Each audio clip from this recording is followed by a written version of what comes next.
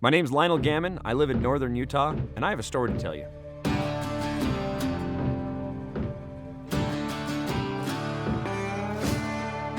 Not too long ago, I was cleaning out my grandfather's barn, and I found a vintage Harley-Davidson motorcycle.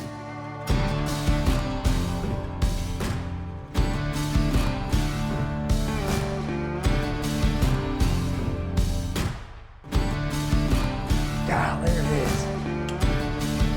Welcome home, baby girl. My plan is to put this Harley-Davidson back on the road where it belongs, and I'm going to bring you along with me.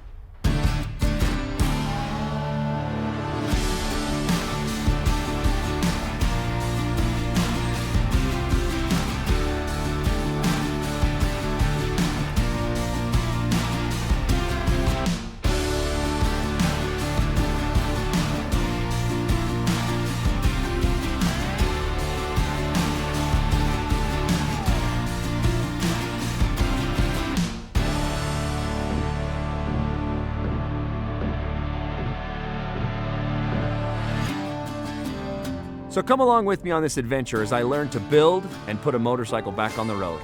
And I'm going to call it Barnyard Bike.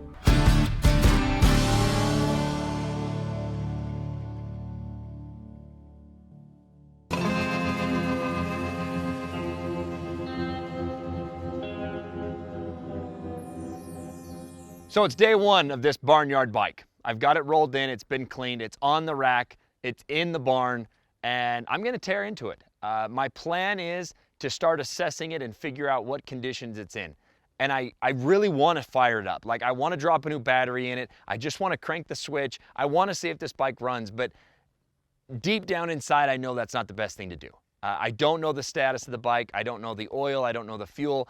And the last thing I want to do is get all excited and amped up to start a motorcycle and do more harm than good. So what I've done is I tore the battery out. I moved the battery outside of the barn.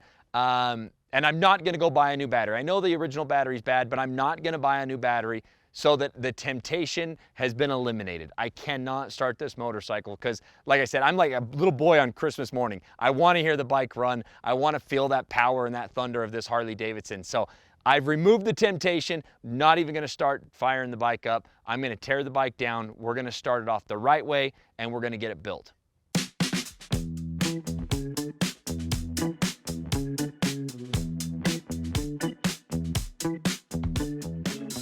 So as day one teardown starts, of course I started on the rear end. It's real easy to start there. I could see the bolts in front of my eyes. Those are the bolts I'm going to take out.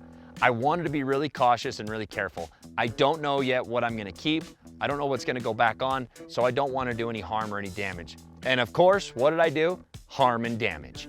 I took that rear fender off, being real careful, real cautious. I set it on the workbench, and as I'm in the mad frantic trying to take parts off, getting excited, what did I do? I aced it to the beast. In the momentum and the excitement of getting this motorcycle tore down, I slid an exhaust pipe, hit the fender, and aced it straight to the concrete floor. The paint is chipped, it broke the rear taillight bezel, and now, well, I know one part that's not gonna go back on this motorcycle. The rear fender has been the first casualty of my Barnyard Bike.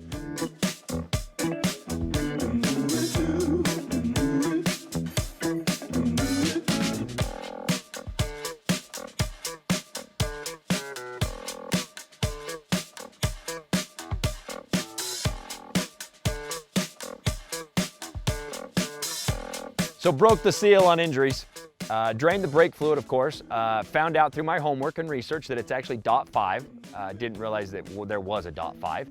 And I didn't have anything to leak it into to handle this fluid. Didn't want it going all over the barn, so grabbed an old Mountain Dew can that's in the shop. Why? Well, because I drink Mountain Dew and I drink a lot of it while I've been working on the motorcycle. And it was just there, it was just convenient to let all this .5 brake fluid leak right into that Mountain Dew can. And I'm an idiot and left that can sitting on the bench, and I set another can down right next to it. And you know what happens. That was the .5. I drank .5 and had a wonderful phone call with the Utah Poison Control to make sure that I wasn't going to end up in the hospital.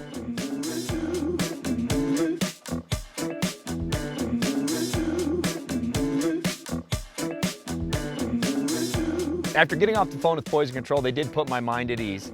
And I will tell you, don't be too bold. Listen to your wife, listen to me. If you're worried, just call Poison Control. It was well worth knowing that it wasn't straight poison. What if I'm injured in a motorcycle accident? Call Law Tigers. What if I can't get this paper jam to clear? Don't call Law Tigers. What if the vehicle hit me on my motorcycle and I smack my head? Definitely call Law Tigers. What if I get a paper cut? Were you on a motorcycle? No, but I used to own a moped. Still, don't call Law Tigers, and please, get it together. Injured in a motorcycle accident, call Law Tigers before you call your insurance company. Law Tigers, Arizona's motorcycle lawyers.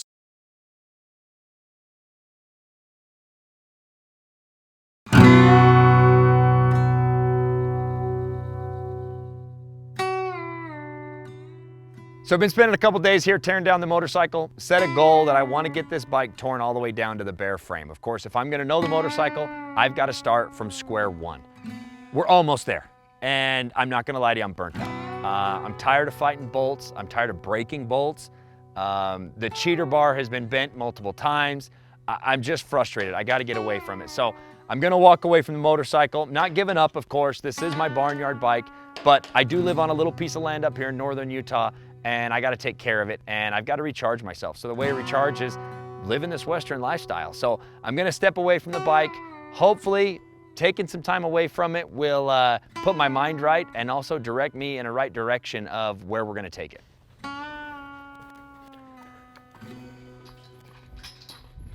Okay, Hawk, you stay right here. We should have shut that other gate. Stay here, Hawky. Holden, if you get to that gate over there, shut that gate. Easy, Erp. Erp. Just don't push him. Holden, turn around, raise your arms. Push him back. So living the country lifestyle, we like to rodeo. Besides motorcycle riding, we rodeo. So when it's not time to ride a motorcycle, it's time to get ready for a rodeo, or it's time to train and take care of our equine friends. Quite frankly, these horses aren't going to feed themselves. The cattle here on the property aren't going to feed themselves. So there's work to be done.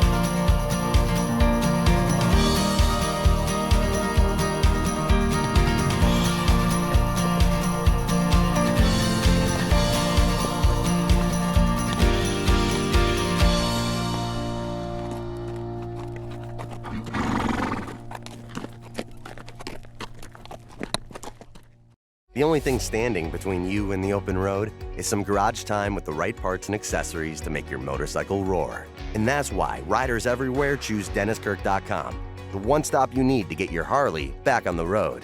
Our knowledgeable tech staff will help you navigate our more than 185,000 parts, apparel, and accessories that are ready to ship today, with free shipping on all orders over $89. So tune up your ride and get ready for the next adventure.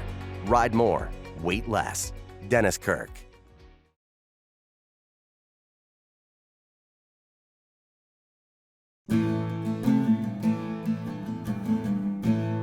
Been away from the bike now for a little while, quite frankly, longer than I wanted to be, but I've got a clear head. I think I've got an idea of where I want to go, but it's still a lot of ideas. So we're gonna get back into the barn and get this bike all the way down to the frame. Again, the goal is to the frame. That was easier than I was hoping for, or expecting. Of course, we still have the throttle cable. Wires are attached. And there is the front is coming apart. Bars are off. You know what? So we've got a little bit more work to do. Got to get this starter off, got to get the primary out, got to get the transmission, pull the motor, the electrical, everything like that. But at that point, we're gonna be bare frame, and that's where I think the actual build, the character of this bike will come to life.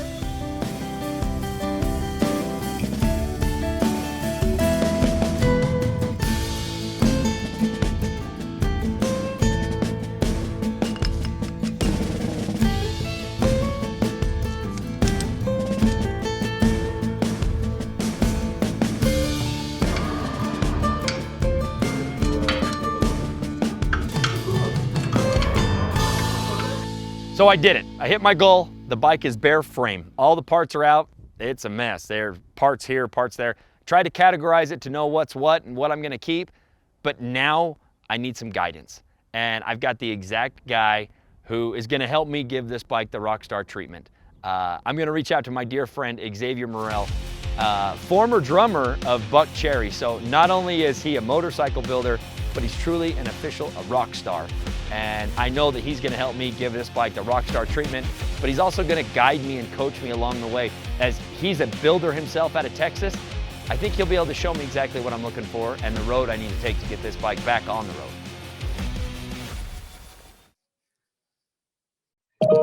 There we go.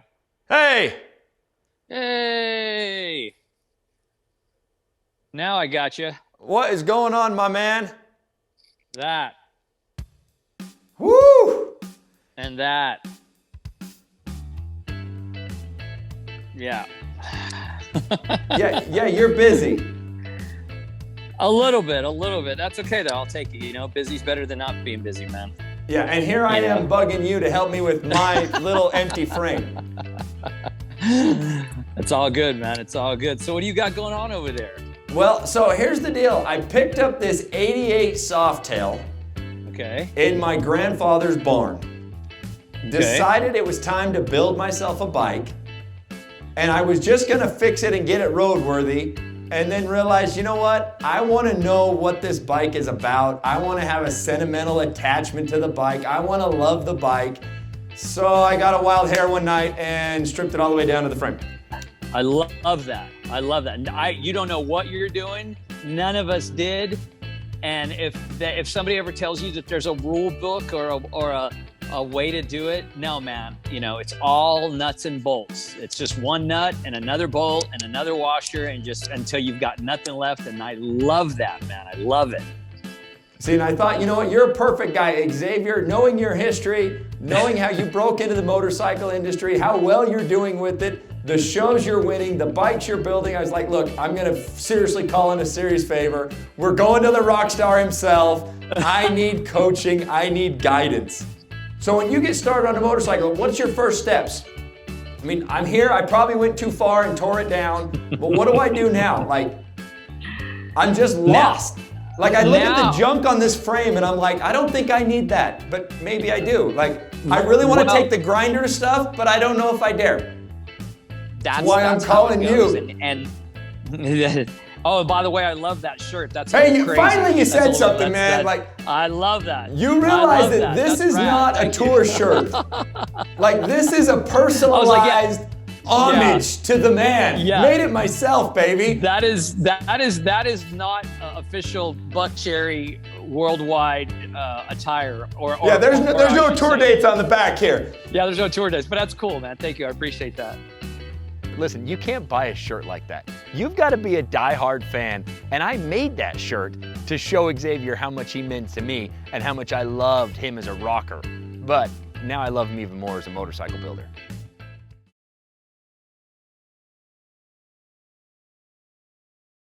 Oh, by the way, I love that shirt. That's hey, crazy. Finally you said something, man. Like, I love that. You realize that this is not a tour shirt.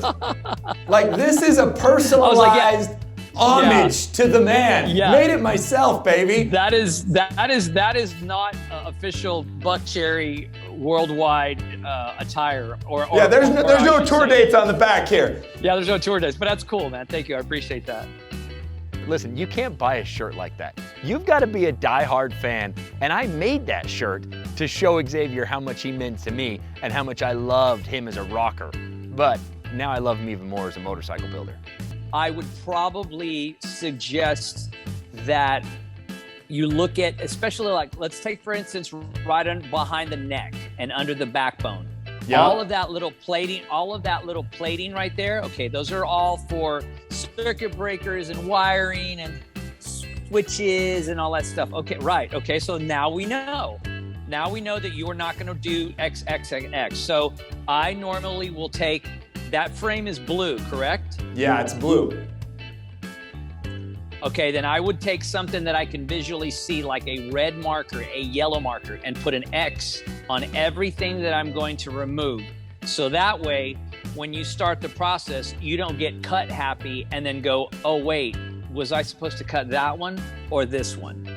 So that's what I would do, because that'll allow you to really start to modify the frame the way that you're thinking about it. Same way with the tank mounts, the upper tank mounts. You've got flat side tank mounts. Do you want those, or do you want to do like a cool Sportster Frisco style that sits on this? Okay, well then get rid of those. Big red, yellow X, whatever it is. And then that's how you start, you know. And little by little, once you start cutting away, then you have to understand not to cut too deep, because you want to be able to take a flap disc or some sort of angle material remover so that you can keep that roundness. Because once you go too low and you make a flat spot on a round piece of tubing, then you got to go back and put material on, which requires welding. So Gotcha. in just my experience, it's easier to leave a little bit of height so that you can start to finesse, because a lot of that stuff, I mean, I never had the tools that I have now. I was doing that stuff with a file, like literally a hand file, just because that's the way the old timers did. And that's the way that they taught me. And then I was like, this sucks. I'm getting a big compressor and some tools, because I'm not doing this. I'm not spending 4 days working on a backbone. So, you know, that's where I would start. Okay. And then start a list, man. The list is your best friend. Or get a big whiteboard. You've got a lot of area, a lot of wall space. Get you a nice dry erase board, and you can start putting down your ideas, because you're going to have ideas flooding towards into you quicker than you will be able to keep up with them. And then also that way, you make yourself a little grid board like that. Nice. All right. So that when you think about stuff, you put it on the board and you don't forget it, because there may be steps 39, 40, and 41 that you forget about, and you get to step 50 and you're like, oh, wait, I was gonna, you know. So it's just basically a way of keeping track of stuff so that you have, you know, a constant day to day. And maybe you don't. Maybe you're getting ready to go out, do some road work for a while, and you won't be in the shop for another week and a half. You don't want to forget where you're at. So, you know, stuff like that just makes it a lot easier. Like an elephant, you can't eat them all at once. You got to take little bites here and there. People think it's crazy. This is no different than creating a song with a bunch of other dudes in a room. And what is the song trying to tell you that it wants? Well, for me, I mean, that's my experience, is what is this motorcycle trying to tell me? I mean, I will literally, I have a specific seat that I have back here that is this position. So that's what I look at many hours of the day, trying to see exactly what it wants, you know. And a lot of people, a lot of guys will tell you, oh, well, I can conceive it in my head, you know, from beginning to end. Well, that's cool. I'm not one of those guys. If I'm in a pissed off mood and I come in here, something's going to change. Or if, you know, it depends on what my mood is. It's very much a creative process, just like creating music. You know, one day you will be inspired, the next day you will be battling, and the next day you will not be inspired, and you will try to figure out what's going on, you know. All right. Man, you've given me plenty to get going on. And I'm going to do what you said. I'm going to set up a chair, and I'm going to just stare at this frame, and I'm going to find a space, and I'm going to plant myself and learn what this bike's going to become. Okay, man, I appreciate you. Okay, bud, take care. Okay, take care. Bye. Bye. So just got off the phone with Xavier, and he's fully in. He's gonna help, he's gonna support, he's gonna, quite frankly, mentor me on how to do this. It's really interesting to see his perspective. You know, the main thing that he told me is let this motorcycle speak to me. So I'm gonna spend some time. I'm gonna actually sit down and I'm gonna just kind of just stare at the motorcycle. I mean, I don't know how to let a motorcycle speak to me. It's a hunk of iron. Right now it's a frame. But, you know, he said that you've got to let that bike kind of influence you on where it's gonna go. So listen, I'm not gonna buck the system and I'm not gonna cherry pick my parts. I'm gonna do it the way Xavier told me to do it, the right way. I'm gonna let this frame speak to me, and we are gonna build it out the right way, again, for the ride.